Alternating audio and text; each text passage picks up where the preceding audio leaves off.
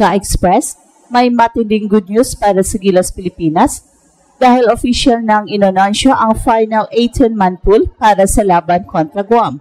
At malinaw na pinalakas ng husto ang rotation na gagamitin ni Coach Tingkon. Ang pinakamahalagang anchor, Kai Sotto.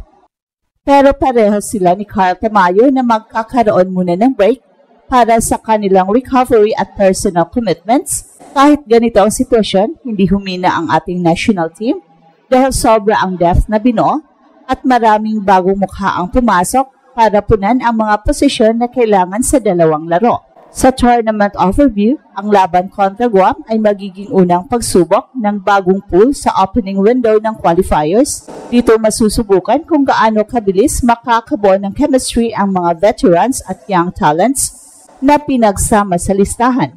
Critical ang window na ito dahil ito ang magsiset ng tono para sa kampanya ng Gilas sa buong tournament cycle.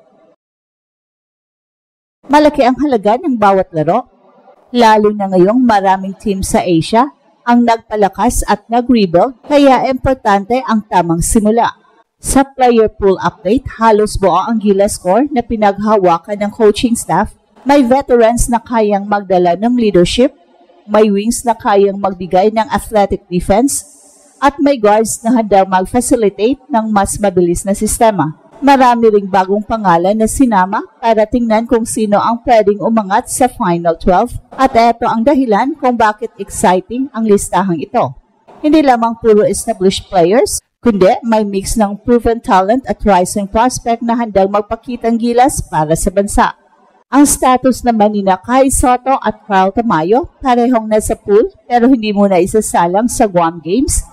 Si Kai ay nakatutok sa full recovery at conditioning, habang si Carl ay may inaayos pang commitments at readiness.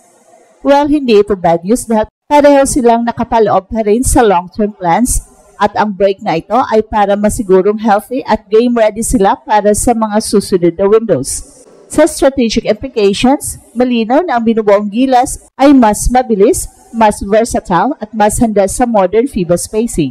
Mas maraming interchangeable wings, mas fluid ang rotations at mas agresibo ang depensa. At ang tanong ngayon, sino ang papasok sa Final 12 at sino ang aangat bilang leader sa frontline habang nagpapahinga si Kai at Carl? Ngayong official nang inilabas ang final 18-man pool ng Gilas, malinaw na ang direksyon ng ating national team. Palalimin ang rotation, palakasin ang depensa at magbigay ng bagong energy. Ramdam na agad ang intensyon ng coaching staff, gawing mas mabilis, mas flexible at mas unpredictable ang laro ng Gilas. At sa gitna ng lahat ng ito, hindi mawawala ang anchor, Kai Sotto. Siya ang sentro ng long-term program, kahit hindi pa muna siya maglalaro sa opening window dahil sa condition at recovery timetable. Mahalaga ang laban kontra Guam dahil ito ang magiging unang test ng bagong mukha ng Gilas. Hindi lang ito basta laro, ito ang magiging basihan kung tama ba ang ginagawa nilang restructuring at kung gaano kabilis dahil bawat resulta ay may implikasyon ng seeding at pagiging daan sa mas mabibigat na kalaban. Kaya kahit na sa unang window pa lang tayo, hindi ito pwedeng baliwalain. Ang Guam ay isang physical at disciplined team, kaya kailangan ng Gilas ang tamang timpla ng veterans at emerging players na kayang tumugba sa intensity. Pinalitan ng Gilas ang dating approach na heavily reliant sa core players. Ngayon, mas malawak ang pool, kaya mas maraming posibleng combinations. Nariyan ang mga veterans na alam kung paano magdala ng laban at marunong sa situational executions. Kasama rin ang mga wings na mataas tumalon, mabilis sa transition at kayang magbantay ng multiple positions. Meron ding guards na mahusay mag-facilitate at marunong mag-adjust ng pace depende sa pangangailangan. Malinaw ang sitwasyon ni Kai Sotto at Carl Tamayo, parehong kasama sa pool, pero parehong hindi muna isasalang. Si Kai ay nananatiling committed sa ating national team, pero kailangan muna niyang tapusin ang healing at conditioning cycle para makabalik ng 100% sa court. Ito ay para hindi masira ang long-term development niya, lalo na't bahagi siya ng franchise cornerstone ng Gilas program moving forward. Samantala si Carl naman ay may mga inayos pang commitments at readiness issues, kaya hindi rin siya maglalaro sa Guam Games. Hindi ito setback, kundi strategic pacing para sa mas malaking picture. Ang magandang dulot ng sitwasyong ito, nabubuksan ang opportunity para sa iba pang big men at stretch forwards na magpakitang gilas. Ito ang chance para may bagong umangat habang nagpapahinga ang dalawang cornerstone forwards na gilas. At tutukan natin ang mismong sistema at paano babaguhin ng lineup na ito ang identity ng gilas sa court. Unang aspeto, tempo at spacing. Ang mga bagong wings na isinama sa pool ay hindi lang basta scorers o defenders. Karamihan sa kanila ay kaya parehong gawin. Ito ay nagpapabilis sa transition offense ng gilas at nagbibigay ng mas modernong spacing sa half-court. At sa kawalan ni Kai, wala muna tayong traditional 7-3 rim protector. Kaya mas lalong kailangan ang collective effort sa depensa at mas mabilis na offensive flow. Ikalawang aspeto, frontline rotation. Dahil wala sina Kai at Carl, magiging malaking tanong kung sino ang magpapakilala bilang bagong paint enforcer.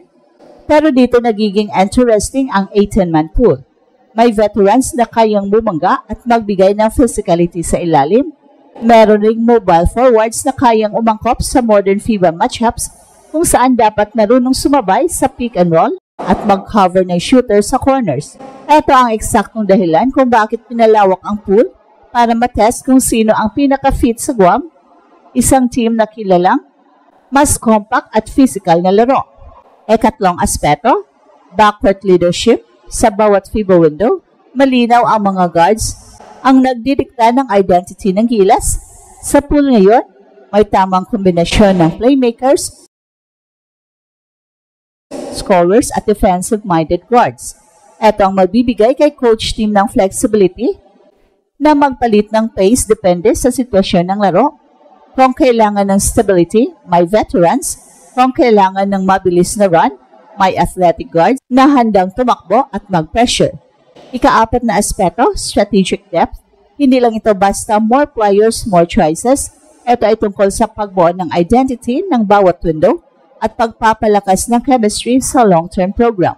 Ang 18-man pool ay parang blueprint ng hinaharap kung saan ang lahat ng posisyon ay may redundancy at lahat ay may capability to switch at lahat ay handang mag-adjust sa role. Ito ang approach na kailangan, lalo na kung may temporary absence tulad ni Kai Soto at Carl Tamayo. At ito ang Express Info kung saan bawat kwento, ginulat ang mundo.